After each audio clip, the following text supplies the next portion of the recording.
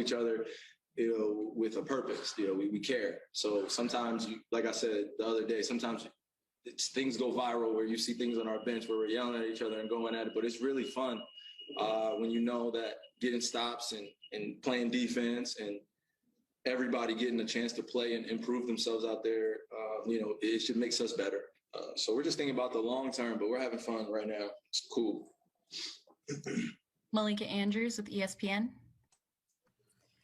Kyrie, Steve said that it seems like over the course of this road trip, you all have bought into playing for each other, gotten to know each other a little bit better, and that means you want to invest in each other a little bit more. Do you feel that from your perspective?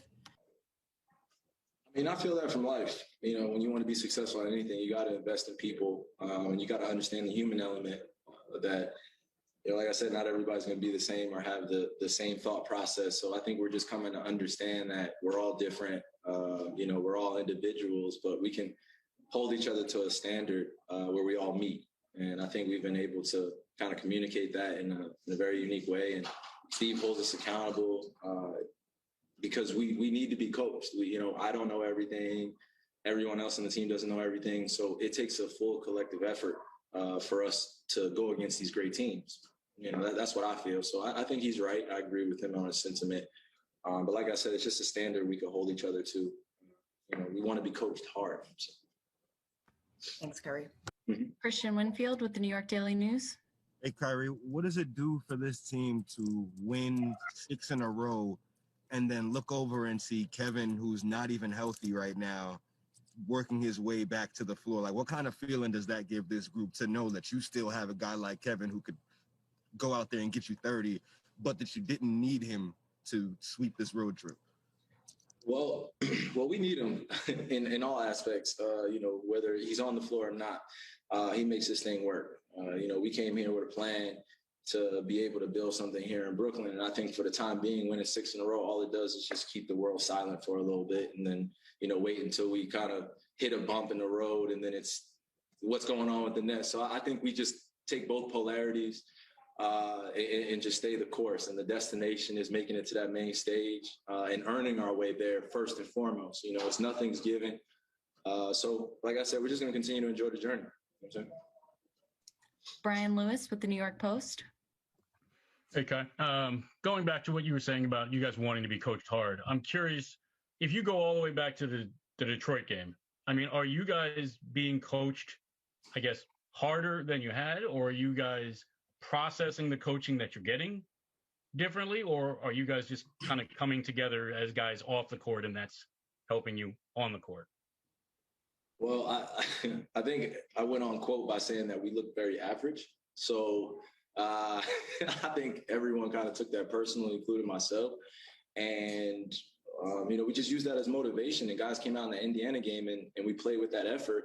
And I feel like we've continued to do so since then to be able to go out there and do what we say we want to do. We don't just want to talk a good game and say we're collectively together and we're united, and we're not. You could see it on the floor. We weren't connected at all, especially going against sub 500 teams that we have, we had a losing record to or winning record to, losing record to. And that was embarrassing, so we just want to, like I said, continue to demand that standard of excellence. I know I say it's just words, but you guys don't get a chance to be in our locker room all the time. But the preparation is where it starts.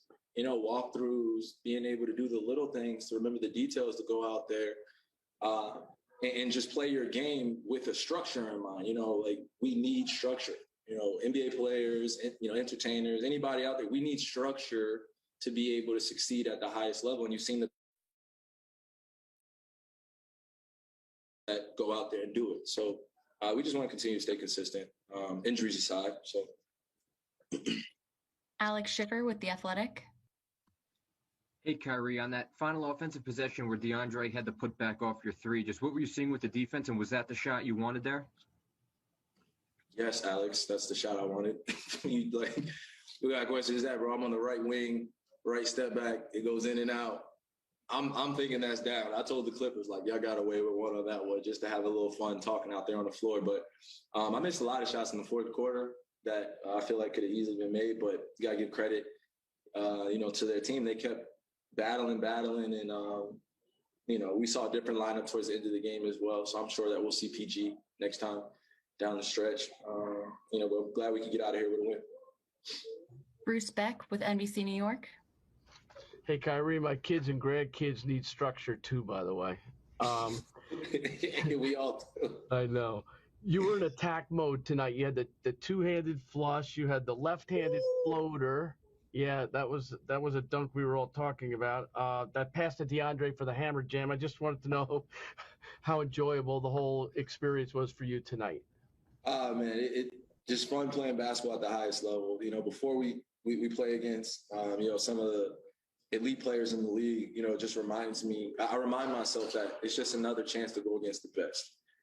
It's a chance to try out, everything that you've worked on every single day to prepare to go against the best. And we got a chance to do that. And I always say this, but I don't want to take it for granted ever.